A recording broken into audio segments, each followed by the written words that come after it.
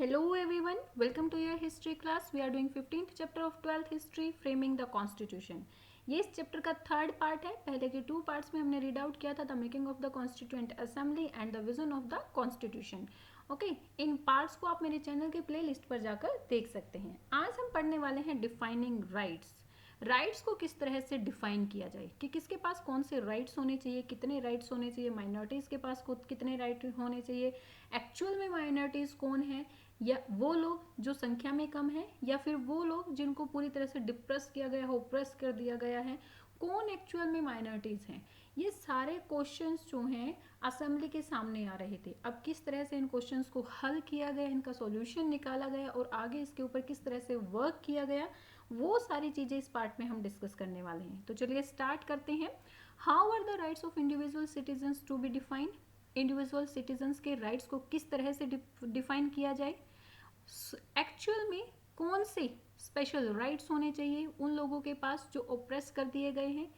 सही में माइनॉरिटीज कौन है, who in fact could be defined as a minorities.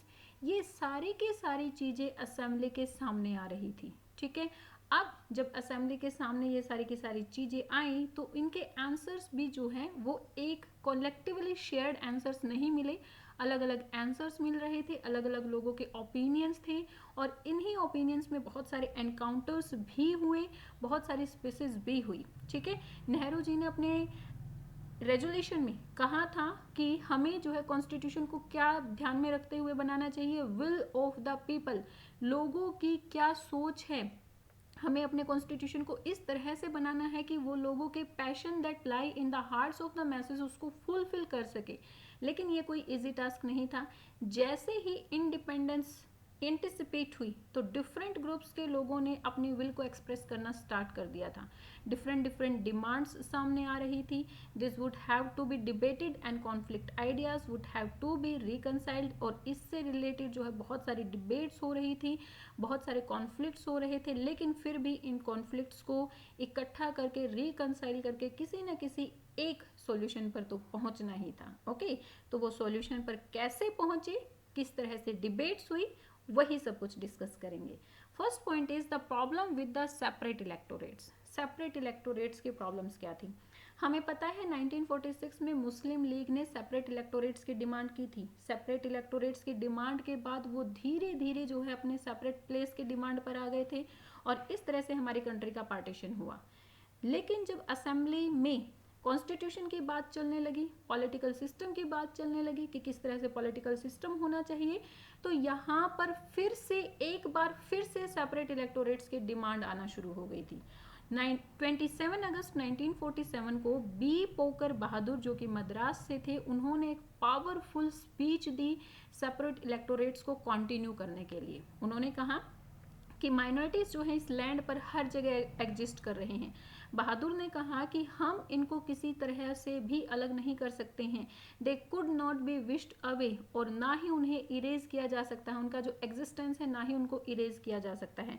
सो हमें एक ऐसे पॉलिटिकल फ्रेमवर्क की ज़रूरत है जहाँ पर माइनॉरिटीज़ हारमनी के साथ रह सके, जो दूसरे कम्युनिटीज़ के साथ उनके डिफरेंसेस हैं वो मिनिमाइज किया जा सके. और ये मिनिमाइज तभी हो सकता है जब सेपरेट इलेक्टोरेट्स होने चाहिए, उनके अलग से पॉलिटिकल सिस्टम हो, उनकी आवाज़ों को सुना जाए, उनके व्यूज़ को समझा जाए. और ये सारी की सारी चीज़ें किससे पॉसिबल हो सकती हैं, सेपरेट इलेक्टोरेट से ही पॉसिबल हो सकती हैं, ऐसा बहादुर का कहना था. ओके, उन्होंने कहा कि मुस्लिम्स की आवाज़ को नॉन मुस्लिम्स कभी नहीं समझ सकते हैं, नॉन मुस्लिम्स कभी नहीं समझ पाएंगे कि मुस्लिम्स की क्या फीलिंग है.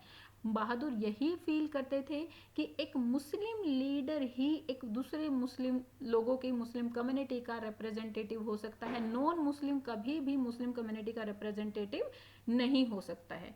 सो इस तरह से बहादुर ने माइनॉरिटीज़ के लिए, माइनॉरिटीज़ का उनका कहने का मीनिंग यहाँ पर ये था कि जितने कम संख्या में लोग हैं, जैसे कि मुस्लिम्स हैं. ओके, मुस्लिम क्योंकि बहुत कम संख्या में रह गए थे पार्टीशन के बाद, सो मुस्लिम अब माइनॉरिटीज़ में ही रह गए थे.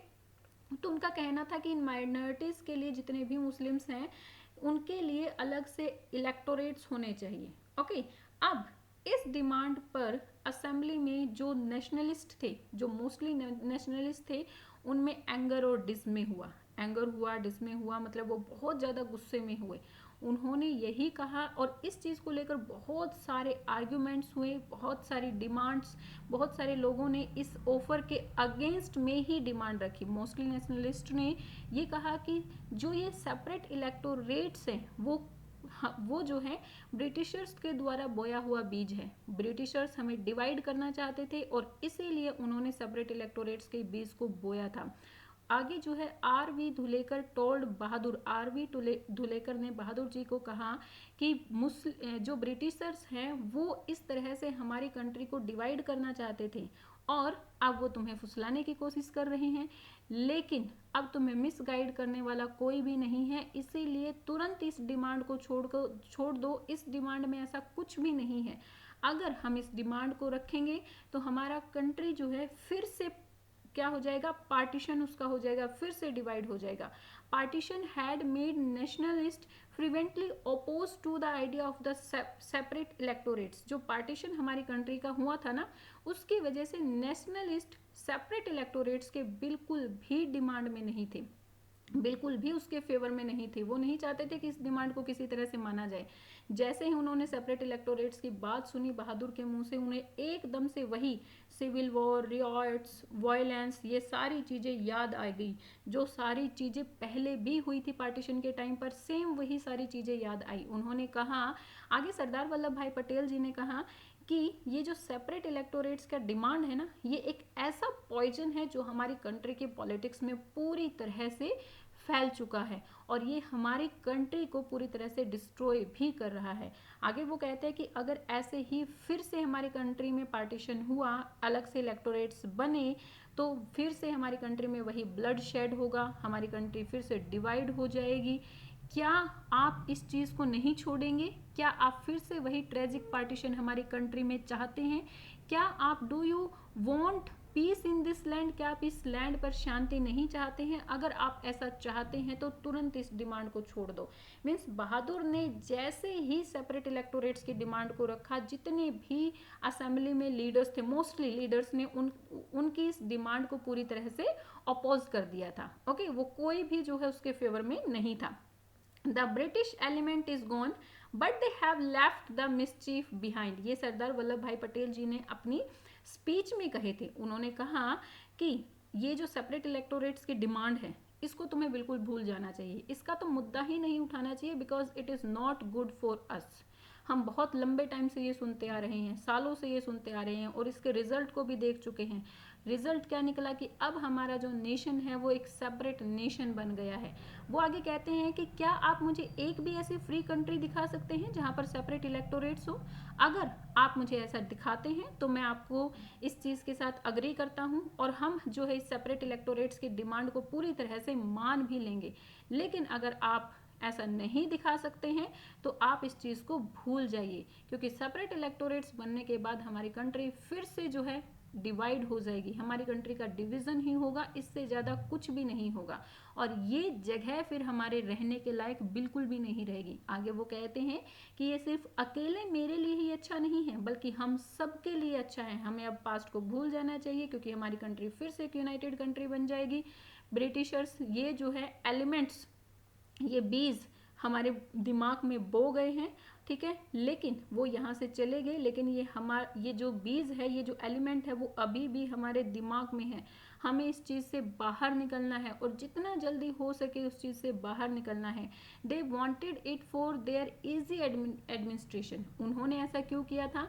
क्योंकि वो चाहते थे कि उनका जो एडमिनिस्ट्रेशन है वो पूरी तरह से ईजी हो जाए। जब उन्होंने ये एलिमेंट, ये बीज हमारे दिमाग में बोया, तो उन्हें ये नहीं फील हो रहा था कि वो बहुत जल्दी यहाँ से चले जाएंगे। उन्हें तो लग रहा था कि अब बहुत लंबे टाइम तक ये चलने वाला है, इसीलिए उन्होंने हमारी लोगों के बीच दिमाग में इस एलिमेंट को डाल दिया था। दैट इज़ ऑल राइट, खैर उसे जाने दो जो हुआ, लेकिन अब जो है हमें उनकी चीज़ों को फॉलो नहीं करना है। वो यहाँ से चले गए हैं, अब हमें उस बात को फिर से याद नहीं करना है। ओके, ये सरदार वल्लभ भाई पटेल के द्वारा कहे गए। आगे गोविंद बल्लभ पंत भी इस चीज़ को अपोज करते हैं। वो कहते हैं कि जो ये सेपरेट इलेक्टोरेट्स की डिमांड है वो सिर्फ माइनॉरिटीज़, हमारे नेशन के लिए ही हार्मफुल नहीं है, बल्कि माइनॉरिटीज़ के लिए भी हार्मफुल है। वो कहते हैं कि मैं बहादुर जी की इस बात से अग्री करता हूँ कि हमारी कंट्री एक डेमोक्रेटिक कंट्री होनी चाहिए, जहाँ पर सभी सेक्शंस के लोग जो हैं एक साथ मिलकर रहें, सभी सिटीजन्स के पास इक्वल राइट हो, सभी के पास सेल्फ रिस्पेक्ट हो, और सभी के पास मटेरियल जितनी भी वांट्स, उनके जितनी भी नीड्स होती हैं, मटेरियल नीड्स के साथ साथ उनकी सेल्फ रिस्पेक्ट के सेंस को भी कंप्लीट करे। लेकिन जो है मैं ये नहीं चाहता कि सेपरेट इलेक्टोरेट्स बने, क्योंकि अगर सेपरेट इलेक्टोरेट्स बने तो ये जो माइनॉरिटीज़ हैं ये पूरी तरह से हमसे अलग हो जाएंगे, हम इनकी एस्पायरेशंस को कभी नहीं समझ पाएंगे। ये जो डिमांड है ये एक सुसाइडल डिमांड है, मतलब कि ये डिमांड एक सुसाइड करने के जैसे है, जो परमानेंटली माइनॉरिटीज़ को आइसोलेट कर देगी। ओके, उनको पूरी तरह से अलग थलग कर देगी और गवर्नमेंट में वो कभी भी इफेक्टिव पार्टिसिपेट नहीं कर पाएंगे। I believe separate electorates will be suicidal to the minorities. ये गोविंद वल्लभ पंत जी के द्वारा 27 अगस्त 1947 को ही कहे गए थे। वो कहते हैं कि मेरा मानना है कि ये जो सेपरेट इलेक्टोरेट्स की मांग है ये एक सुसाइडल डिमांड है, ये माइनॉरिटीज़ को पूरी तरह से मार देगी, उन्हें जो है एक ट्रमेंडस बहुत ज़्यादा हार्म्स, बहुत ज़्यादा नुकसान पहुंचाएगी। इसकी वजह से वो पूरी तरह से आइसोलेटेड हो जाएंगे, फिर कभी भी वो जो है मेजॉरिटीज़ के साथ नहीं मिल पाएंगे, और सेपरेट इलेक्टोरेट्स बनने के बाद वो जो अपने नए जीवन की स्टार्टिंग करेंगे ना, वो क्रिपल होकर स्टार्टिंग करेंगे, मतलब अपंग होकर स्टार्ट करेंगे, क्योंकि उनके पास अब और कुछ भी नहीं रहेगा। उनके डिज़ायर्स क्या होंगे हम नहीं समझ पाएंगे। आगे वो पूछते हैं बहादुर जी से, क्या हम यही चाहते हैं, क्या हमारे यही ऑब्जेक्टिव है कि हमारा नेशन फिर से डिवाइड हो जाए? क्या हम जो है एक ग्रेट इंटीग्रल नेशन का पार्ट नहीं बन सकते हैं, जहाँ पर सभी लोग इकट्ठे मिलकर रहें, जहाँ पर सभी की इंस्पायरेशंस का ध्यान में रखा जाए और सभी कम्युनिटीज़ इकट्ठा मिलकर रहें? ये जो माइनॉरिटीज़ हैं उनकी डिमांड को, उनके एस्पायरेशंस को रेस्ट ऑफ द कम्युनिटीज़ के द्वारा समझा जाए। तो वो आगे कहते हैं कि मैं नहीं चाहता कि ये सेपरेट इलेक्टोरेट्स बने, क्योंकि इसकी वजह से ये माइनॉरिटीज़ जो हैं वो पूरी तरह से अलग थलग हो जाएंगे। ठीक है, अब ये जितने भी आर्गुमेंट्स हो रहे थे उन सब के पीछे एक ही कंसर्न था, हमारे नेशन को एक unified nation state banana. In order to build the political unity and force of a nation, every individual had to be modeled into a citizen of the state. वो कहते हैं कि हमें जो है पॉलिटिकल यूनिटी बनाने के लिए और एक यूनाइटेड स्टेट बनाने के लिए हमें हर एक इंडिविजुअल को as a citizen of the state mould कर देना चाहिए। वो कहते हैं कि हम क्या सोचते हैं, जब भी हम सोचते हैं तो हम एक सिटीजन बनकर नहीं सोचते हैं, हम एक कम्युनिटी बनकर सोचते हैं कि भाई हमारी कम्युनिटी के पास राइट्स नहीं है, हमारी कम्युनिटी को दबाया जा रहा है। लेकिन क्या हम कभी इंडिविजुअल बनकर नहीं सोचेंगे? हमें इंडिविजुअल बनकर ही सोचना चाहिए और एक सिटीजन को ही ऊपर रखना चाहिए। ठीक है, हाँ हो सकता है कि भाई इन कम्युनिटीज़ जो हैं उनके अलग से कल्चर वैल्यूज़ हो, कल्चर एथिक्स हो, उसमें कोई दिक्कत नहीं है, लेकिन अलग से उनके इलेक्टोरेट्स नहीं होने चाहिए। हर एक सिटीजन को अपने राइट्स, उसके राइट्स दिए जाने चाहिए और उसके बदले में हर एक सिटीजन को स्टेट के प्रति लॉयल भी होना चाहिए। तभी हम मिलकर एक रियल, एक यूनाइटेड स्टेट को बना सकते हैं। ओके, आगे पंत जी ऐड करते हैं, let us remember that it is citizen that most count. हमें ये ध्यान में रखना चाहिए कि हमें सिटीजन को ही सबसे ज़्यादा इम्पोर्टेंस देनी चाहिए, एक इंडिविजुअल को सबसे ज़्यादा इम्पोर्टेंस देनी चाहिए, क्योंकि हमारी एक सोसाइटी है, ये एक पिरामिड होती है और पिरामिड में सबसे ऊपर प्लेस पर होता है सिटीजन, एक इंडिविजुअल, और उसी के नीचे सारी की सारी सोसाइटी बनती है। सो हमें पिरामिड का जो ऊपर वाला पार्ट है उसको इम्पोर्टेंस देनी चाहिए और तभी मिलकर हम एक स्ट्रॉन्ग नेशन और स्ट्रॉन्ग स्टेट को फॉर्म कर सकते हैं। अदरवाइज हमारे लिए डिफिकल्ट हो जाएगा कि हम एक स्ट्रॉन्ग नेशन और स्ट्रॉन्ग स्टेट को फॉर्म करें। ठीक है, सभी मुस्लिम्स भी जो है इस डिमांड को नहीं मान रहे थे, इस डिमांड को सपोर्ट नहीं कर रहे थे। फॉर एग्जाम्पल बेगम एजाज रसूल, उनका मानना था कि अगर सेपरेट इलेक्टोरेट्स हमारे हो गए तो वो पूरी तरह से हमें डिस्ट्रक्ट कर देंगे, माइनॉरिटीज़ को पूरी तरह से मेजॉरिटी से पूरी तरह से अलग कर देंगे। ठीक है, तो 1949 तक आते आते मोस्टली मुस्लिम मेंबर्स जो थे असेंबली के वो भी इस चीज़ के साथ अग्रीड हो गए थे कि सेपरेट इलेक्टोरेट्स जो है वो सही नहीं है, इसकी वजह से माइनॉरिटीज़ जो है मेजॉरिटी से पूरी तरह से अलग हो जाएंगे और उनकी आवाज़ को कोई भी सुनने वाला नहीं रहेगा। क्योंकि देखिए, पहले मुस्लिम लीग के द्वारा भी इलेक्टोरेट्स की ही डिमांड की गई थी, धीरे धीरे वो लैंड में चेंज हो गई थी और फिर वो अलग हो गई। क्या आज हम पाकिस्तान की किसी बात को सुन रहे हैं या फिर वहाँ पे रहने वाले मुस्लिम्स की किसी बात को सुन रहे हैं? नहीं सुन रहे हैं। इन सभी लीडर्स का जो ये असेंबली में रिप्रेजेंटेटिव्स थे वो यही कहना चाह रहे थे कि जिस तरह से मुस्लिम्स की, पाकिस्तान के लोगों की बात अब हम नहीं सुन रहे हैं, अगर इसी तरह से यहाँ पर फिर से माइनॉरिटीज़ के लिए सेपरेट इलेक्टोरेट्स बना दिए जाएंगे तो वो सोसाइटी से पूरी तरह से अलग हो जाएंगे, वो कभी हमारे साथ मिंगल नहीं हो पाएंगे। इसीलिए इस डिमांड को कोई भी अग्री नहीं कर रहा था। ओके, सबका इसके पीछे कंसर्न क्या था कि हमें हमारे नेशन को एक यूनिफाइड नेशन बनाना है। Okay, we will need much more than the resolution. ये एनजी रंगा के द्वारा ये बातें कही गई हैं कि हमें रेजोल्यूशन से कुछ ज़्यादा की ज़रूरत है। रेजोल्यूशन, ऑब्जेक्टिव रेजोल्यूशन जो नेहरू जी के द्वारा दिया गया था असेंबली में, उससे ज़्यादा की हमें ज़रूरत है। एनजी रंगा इस बारे में क्या कहते हैं? एनजी रंगा ऑब्जेक्टिव रेजोल्यूशन को वेलकम करते हैं और वो कहते हैं कि लेकिन हमें जो है इससे ज़्यादा ज़रूरत है। अगर हमें माइनॉरिटीज़ की इकोनॉमिक टर्म्स या उनकी सोशल टर्म्स हैं उन्हें ऊपर उठाना है तो हमें रेजोल्यूशन की ज़्यादा ज़रूरत है। वो कहते हैं कि रियल माइनॉरिटीज़ हैं कौन? एक्चुअल में रियल माइनॉरिटीज़ पुअर और डाउन ट्रॉडन लोग हैं। ठीक है, जो लोग संख्या में कम हैं वो रियल माइनॉरिटीज़ नहीं हैं। कौन है? हमारी कंट्री में रहने वाले जो पुअर और डाउन ट्रॉडेड लोग हैं वही माइनॉरिटीज़ हैं।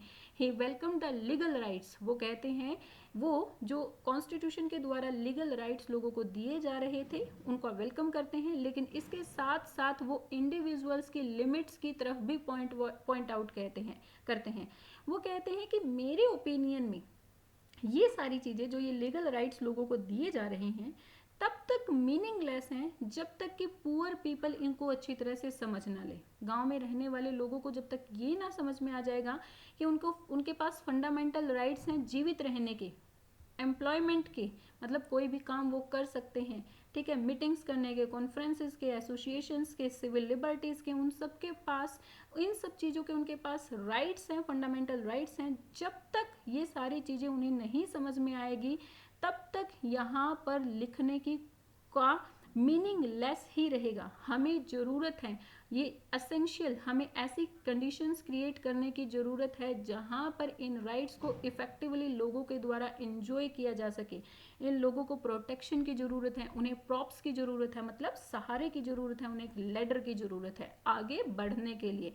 क्योंकि जमींदारों द्वारा ये जो पुअर सेक्शंस के लोग हैं उनको पूरी तरह से दबाया जा रहा था। ठीक है, अभी तक भी, हालांकि कॉन्स्टिट्यूशन में लीगल राइट्स लोगों को दे दिए गए थे, लेकिन अभी तक भी लोगों को ये नहीं पता था कि ये सारे के सारे अधिकार उनके पास हैं, कि वो इन जमींदारों की स्लेवरी को छोड़कर अपना खुद से कोई काम कर सकते हैं। ओके, तो रंगा जी यही कहते हैं कि जब तक लोगों को इस बात का पता नहीं चलेगा तो वो मीनिंगलेस ही रहेगी। The real minorities are the masses of this country. Ranga ji कहते हैं अपनी स्पीच में, वो कहते हैं कि हमारी कंट्री के जो रियल माइनॉरिटीज़ हैं वो हमारी कंट्री के मासेस हैं, यहाँ पर रहने वाली जनता है। नेहरू जी के ऑब्जेक्टिव रेजोल्यूशन को वेलकम करते हुए, नेहरू जी को इंट्रोड्यूस करते हुए रंगा जी कहते हैं कि सर यहाँ पर माइनॉरिटीज़ के बारे में बहुत बातें की जा रही हैं, लेकिन रियल माइनॉरिटीज़ कौन है? वो हिंदू और सिख जो कि पाकिस्तान प्रोविंसेस में रहते हैं, या फिर वो मुस्लिम जो इंडियन प्रोविंसेस में रहते हैं। कौन है रियल माइनॉरिटीज़? एक्चुअल में रियल माइनॉरिटीज़ यहाँ पे रहने वाली मासेज हैं, जनता है। वो जनता जिसको बहुत लंबे टाइम से डिप्रेस, ओप्रेस और सप्रेस किया जा रहा है, वो जनता जिनके पास ऑर्डिनरी सिविल राइट्स नहीं है। What is the position? क्या पोजीशन है इनकी? क्या आप कभी ट्राइबल एरियाज़ में गए हैं? ट्राइबल एरियाज़ में जाकर देखिए। अकॉर्डिंग टू लॉ, ये लॉ तो बना दिया गया था कि कोई किसी की ज़मीन नहीं ले सकता है, और ट्राइब्स के ट्रेडिशनल लॉ के अकॉर्डिंग भी यही है कि ट्राइब्स की कोई भी ज़मीन को ले नहीं सकता है। लेकिन मर्चेंट्स वहाँ पर जाते हैं, उनकी ज़मीन को छीनते हैं, उनको स्लेव्स बनाते हैं, इसके साथ साथ उनको हेरिडिटरी स्लेव बनाते हैं कि भाई हाँ, उनके बाद उनके बच्चे भी इन मर्चेंट्स के स्लेव बने रहेंगे। क्या आप विलेजेस में ऑर्डिनरी विलेजर्स से मिले हैं? वहाँ पर मनी लेंडर्स गांव में जाते हैं, उनकी पॉकेट्स में कुछ मनी डालते हैं। यहाँ पर कहने का मतलब है कि उन्हें कुछ पैसे उधार देते हैं इंटरेस्ट पर, और इंटरेस्ट इतना ज़्यादा लगता है, ये जो लैंडलॉर्ड, मनी लेंडर्स, जमींदार इतना ज़्यादा इंटरेस्ट लगाते हैं कि ये पूरी तरह से कभी भी ये विलेजर्स जो है इस इंटरेस्ट को, इस पैसे को चुका नहीं पाते हैं। पुअर विलेजर्स को बहुत बुरे तरीके से एक्सप्लॉइट किया जाता है, उनके पास एजुकेशन का कोई राइट नहीं है। सो वो कहते हैं कि पुअर माइनॉरिटीज़ तो ये लोग हैं, और इसीलिए हमें इन लोगों को ये समझाना होगा कि इनके पास कौन कौन से राइट्स हैं। इसीलिए हमें जो है रेजुलेशन से कुछ ज़्यादा की ज़रूरत है, यानी कि सिर्फ लिखना नहीं है, उन्हें समझाना भी है। और जब तक उनकी समझ में नहीं आएगा तब तक ऐसे रेजुलेशन बनाने का कोई भी फायदा नहीं है।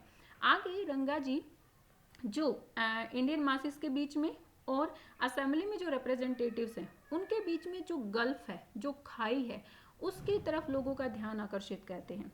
वो कहते हैं कि हम किसको रिप्रेजेंट कर रहे हैं, whom are we suppose to represent, हम किसको रिप्रेजेंट कर रहे हैं, हमारी कंट्री के ऑर्डिनरी मासेस को रिप्रेजेंट कर रहे हैं।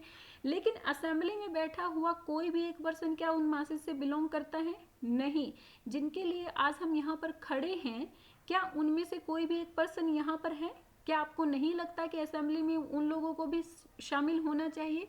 हाँ, इस चीज़ में टाइम लगेगा, लेकिन मीनवाइल हमें उनके ट्रस्टीज, उनके कंपेनियंस बन के उनके लिए बेस्ट करने की कोशिश करनी चाहिए। Okay, one of the group mentioned by Ranga, the tribes had among its representatives to assembly. एक और ग्रुप जिसको रंगा ने मेंशन किया वो था ट्राइबल्स।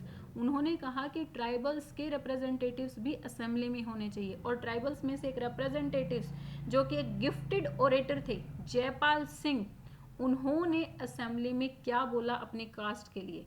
वो कहते हैं कि मैं आपके इस ऑब्जेक्टिव रेजोल्यूशन को वेलकम करता हूँ। एक्चुअली जयपाल सिंह एक ट्राइबल थे और बहुत ही गिफ्टेड ओरेटर थे, बहुत अच्छे से वो अपनी बातों को कहते थे। वो क्या कहते हैं अपनी स्पीच में? एक आदिवासी होने के साथ, एज एन आदिवासी, आप सभी लोग मुझसे ये एक्सपेक्ट ही नहीं कर सकते कि मैं रेजोल्यूशन की ये जो लीगल इंट्रिकेट्स हैं उनको समझ पाऊँ, लेकिन मुझे ये लगता है, माई कॉमन सेंस टेल्स मी, लेकिन मेरी कॉमन सेंस मुझे बताती है कि हम सभी जो है फ्रीडम के लिए इकट्ठे होकर एक साथ लड़े थे। जब हम वहाँ पर इकट्ठे होकर एक साथ लड़ सकते हैं तो यहाँ क्यों नहीं हमारे रिप्रेजेंटेटिव्स हैं? वो कहते हैं कि सर, अगर रियल में इंडिया लोगों में से किसी सोसाइटी को बहुत बुरी तरीके से शैबली ट्रीट किया गया है तो वो मेरे लोग हैं। हमारे साथ डिसरिस्पेक्टफुली ट्रीटमेंट किया जाता है, हमें 6000 सालों से नेग्लेक्ट किया जा रहा है। अगर आप हिस्ट्री को देखेंगे तो कंटिन्यू हमारा एक्सप्लॉयटेशन हो रहा है, और ये जो नॉन ट्राइब लोग हैं वो हमारा एक्सप्लॉयटेशन कर रहे हैं। हालांकि हमने इसके लिए रेबेलेंस भी किए हैं, डिसऑर्डर भी किए हैं, लेकिन इसके बावजूद भी जो है हमारे साथ डिसरिस्पेक्टफुल बिहेवियर किया जा रहा है, हमारा एक्सप्लॉयटेशन किया जा रहा है, हमें नेग्लेक्ट किया जा रहा है। वो कहते हैं, नेहरू जी, मैं बहुत खुश हूँ जिस तरह से आपने रेजोल्यूशन दिया कि यहाँ पर हर एक इंडिविजुअल को इक्वल राइट्स दिए जाएंगे, लोगों की विल को समझा जाएगा, लोगों के एस्पायरेशंस को समझा जाएगा, उनकी नीड को समझा जाएगा। अगर ऐसा होता है तो हम एक नए चैप्टर की स्टार्टिंग कर रहे हैं, और ये चैप्टर सच में हमारे इंडिपेंडेंट इंडिया के लिए बहुत अच्छा होगा। इसकी वजह से सभी को जो है इक्वल अपॉर्चुनिटीज़ मिलेगी, अब किसी को भी नेग्लेक्ट नहीं किया जाएगा। लेकिन वो कहते हैं कि अगर ऐसा होता है तो अब सिंह ने जो ट्राइब्स थे उनके प्रोटेक्शन के लिए एक बहुत ही एलोक्वेंटली वे से बोले, वो बहुत ही अच्छे तरीके से बोले। उन्होंने ट्राइबल्स की कंडीशंस को बताया कि किस तरह से जनरल पॉपुलेशन के सामने उनकी कंडीशन है। वो आगे कहते हैं कि इनके कंडीशन को हमें कम अप करना चाहिए, ऊपर उठाना चाहिए। ट्राइब्स जो है नंबर में माइनॉरिटीज़ नहीं है, वो कहते हैं कि हम नंबर में माइनॉरिटीज़ नहीं हैं, लेकिन हमें प्रोटेक्शन की ज़रूरत है। ठीक है, हमें अपने प्लेसेस से हटाया जा रहा है। जिन प्लेसेस पर, जिन फॉरेस्ट में हम रहते हैं, जो पास्चर्स हमारे पास थे, वहाँ से हमें हटाकर अपने नए घरों की सर्च के लिए भेजा जा रहा है। हमें प्रिमिटिव और बैकवर्ड समझा जा रहा है। प्रिमिटिव मतलब आदि मानव हमें समझा जा रहा है। रेस्ट ऑफ द सोसाइटी हमारे साथ मिंगल होने के लिए तैयार नहीं है। आगे सिंह एक बहुत ही इमोशनल स्पीच देते हुए कहते हैं कि हम जो ये फिजिकल डिस्टेंस है इसको हमें सोसाइटी से अलग कर देना चाहिए। हम जो है आप लोगों को, our point is that you have to mix with us. हमारा पॉइंट है कि आप लोगों को हमारे साथ मिक्स होना चाहिए। हम आप लोगों के साथ मिक्स होने के लिए विलिंग हैं, लेकिन आप विलिंग नहीं हैं। आगे वो कहते हैं सिंह जो है सेपरेट इलेक्टोरेट्स की मांग नहीं कर रहे थे, लेकिन वो ये फील करते हैं कि लेजिस्लेचर में ट्राइबल्स के लिए रिजर्वेशन होना चाहिए, उनकी आवाज़ को सुनना चाहिए, वो क्या कहना चाह रहे हैं उनको समझना चाहिए, उनके व्यूज़ सुनने चाहिए और उनकी जो भी फीलिंग्स हैं उन्हें भी सुनना चाहिए। वो कहते हैं कि अगर ये दूरियां कम हो जाएंगी तो लोग जो हैं हमारी आवाज़ सुनने के लिए कंपेल हो जाएंगे, मजबूर हो जाएंगे, और इसी तरीके से हम जो है ट्राइबल्स को प्रोटेक्शन दे सकते हैं, ट्राइबल्स का जो है रेस्ट ऑफ सोसाइटी के साथ मिंगल कर सकते हैं, उनके इस डिस्टेंस को कम कर सकते हैं। Okay, we were suppressed for thousands of years, हमें जो है थाउजेंड्स ऑफ ईयर से स्प्रेस किया जा रहा है, दबाया जा रहा है। How are the rights of the depressed caste to be defined by the constitution. Depressed caste, ऐसी कास्ट जिनको दबाया जा रहा है, उनके राइट्स कॉन्स्टिट्यूशन के द्वारा किस तरह से डिफाइन किए गए। नेशनल मूवमेंट के दौरान जो है अंबेडकर जी ने एक सेपरेट इलेक्टोरेट्स की डिमांड की थी डिप्रेस्ड कास्ट के लिए, लेकिन महात्मा गांधी ने इसका अपोज किया। उन्होंने ये आर्ग्यू दिया कि अगर तुम सेपरेट इलेक्टोरेट्स तुम्हारे बन जाएंगे तो तुम पूरी तरह से परमानेंटली जो है रेस्ट ऑफ द सोसाइटी से सेग्रेट हो जाओगे। ओके, अब असेंबली ने किस तरह से इस ऑपोजिशन को रिजॉल्व किया, किस तरह से डिप्रेस्ड कास्ट को प्रोटेक्शन प्रोवाइड किया गया, ये सारी चीजें इस पार्ट में हम डिस्कस करेंगे। Some members of the depressed caste emphasize that the problem of untouchables. Depressed caste के कुछ मेंबर्स ने किस प्रॉब्लम को एम्फेसाइज किया, अनटचेबल्स की प्रॉब्लम्स को एम्फेसाइज किया। उन्होंने कहा कि हमें जो है प्रोटेक्शन और सेफ गार्ड चाहिए। उन्होंने कहा कि हमारी डिसेबिलिटीज क्यों है, इसका रीजन है सोशल नॉर्म्स और moral values of the caste society. जो ये कास्ट सोसाइटी के सोशल नॉर्म्स और मोरल वैल्यूज है ना, इसी की वजह से हमारे अंदर डिसेबिलिटीज आई हुई हैं। हमारी सर्विस को सोसाइटी के द्वारा यूज़ किया गया, हमारे लेबर को यूज़ किया गया, लेकिन हमसे जो है एक सोशल डिस्टेंस बनाकर रखा गया। हमें उनके साथ मिक्स होने से हमेशा रिफ्यूज़ कर दिया गया, मतलब कभी भी वो हमारे साथ मिक्स नहीं हुए, कभी हमें टेम्पल्स में एंट्री नहीं करने दी गई। हम बहुत लंबे टाइम से सफ़र कर रहे हैं, लेकिन अब जो है और ज़्यादा सफ़र करने के लिए प्रिपेयर नहीं है। ये सारी बातें किसने कही थी, जे नगप्पा फ्रॉम मद्रास से जे नगप्पा ने ये सारी बातें कही थी। We have realised our responsibilities, we know how to assert ourselves. वो कहते हैं कि अब हमें अपनी रिस्पॉन्सिबिलिटीज का पता चल गया है, हमें ये भी पता चल गया है कि हमें अपने अधिकारों को कैसे मनवाना है, हमें अपनी बातों को कैसे मनवाना है। नगप्पा पॉइंट आउट करते हुए कहते हैं कि हम न्यूमेरिकल माइनॉरिटीज नहीं है, मतलब नंबर में हम कम नहीं हैं, हम टोटल पॉपुलेशन का 20 से 25% है, लेकिन हमारी सफरिंग्स के पीछे रीज़न यही है जो भी सोसाइटी में सिस्टम चला आ रहा है। इसकी वजह से हमें इनसिग्निफिकेंस, हमारी इनसिग्निफिकेंस न्यूमेरल की वजह से नहीं है, सोसाइटी के सिस्टम की वजह से है, जहाँ पर हमें पूरी तरह से अलग थलग कर दिया गया है। हमारे पास एजुकेशन नहीं पहुँच रही है, एडमिनिस्ट्रेशन में हमारा कोई शेयर नहीं है। ये सारी चीज़ें कौन कहते हैं, के जे खंडेलकर जी असेंबली को एड्रेस करते हुए ये सारी बातें कहते हैं। एड्रेस करते हुए आगे वो क्या कहते हैं, हमें थाउजेंड्स ऑफ ईयर से स्प्रेस किया गया है, बहुत ज़्यादा स्प्रेस किया गया है, और इतना ज़्यादा स्प्रेस कर दिया गया है कि अब हमारे बॉडी, माइंड्स, हार्ट्स सब ने काम करना बंद कर दिया है। अब तो हम आगे चलने के लायक भी नहीं रहे हैं, यही हमारी पोजीशन हो गई है। ठीक है, after the partition violence Ambedkar ji ने जो है सेपरेट इलेक्टोरेट्स की डिमांड को खारिज कर दिया था। अब उन्होंने सेपरेट इलेक्टोरेट्स की डिमांड को नहीं रखा था।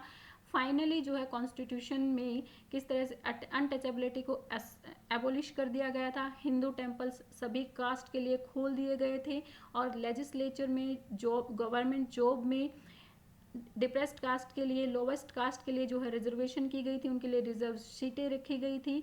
माई recognise that this could not solve all the problems. आगे अंबेडकर कहते हैं कि ये सारी चीज़ें करने से भी प्रॉब्लम सोल्व नहीं होगी। प्रॉब्लम सोल्व किससे होगी? जब सोसाइटी का माइंड सेट, उनका एटीट्यूड चेंज होगा, तभी प्रॉब्लम सोल्व हो सकती है। जब सोसाइटी में हाई कास्ट के लोग हैं वो जब समझेंगे कि भाई हाँ, लो कास्ट के, लोवेस्ट कास्ट के लोग भी सेम वैसे ही फीलिंग्स, वैसे ही एस्पायरेशंस, वैसे ही विल, वैसे ही नीड रखते हैं, तभी जो है इन सब चीज़ों को दूर किया जा सकता है। तभी हम सोसाइटी में पूरी तरह से मिंगल हो सकते हैं और आगे बढ़ सकते हैं, हम फॉरवर्ड मूव कर सकते हैं। ओके, और तभी जो है हम एक डेमोक्रेटिक पब्लिक स्टेट को वेलकम भी कर सकते हैं। ओके, सो ये सारी चीज़ें, ये सारी प्रॉब्लम्स असेंबली के सामने आ रही थी कि किसको कौन से राइट्स दिए जाने चाहिए। माइनॉरिटीज़, एक्चुअल माइनॉरिटीज़ किसको समझा जाना चाहिए? वो लोग जो संख्या में कम है, या फिर ऐसे लोग जिनको डिप्रेस, ओप्रेस और स्प्रेस किया जा रहा है। सो सारी बातों को पूरी तरह से डिबेट इनके ऊपर किया गया, डिस्कशन इनके ऊपर किया गया, और सारे डिस्कशन के बाद, लोगों की फीलिंग्स को समझने के बाद, ये जो अलग अलग रिप्रेजेंटेटिव्स बोल रहे थे, कोई ट्राइबल से, कोई डिस्प्रेस कास्ट से, कोई लोवेस्ट कास्ट से, ये जो अलग अलग रिप्रेजेंटेटिव्स बोल रहे थे, इन सब की बातों को सुनने के बाद असेंबली में बहुत सारी डिबेट्स हुई, और इन्हीं डिबेट्स के बाद उनके ये राइट्स को जो है लीगली एक्सेप्ट कर दिया गया था। ओके, सो आज हम यहीं तक करने वाले हैं। I hope you got all the things related to this part. Tell me in comment section, like and share my videos and subscribe my channel for new updates. Thank you, bye bye, keep learning.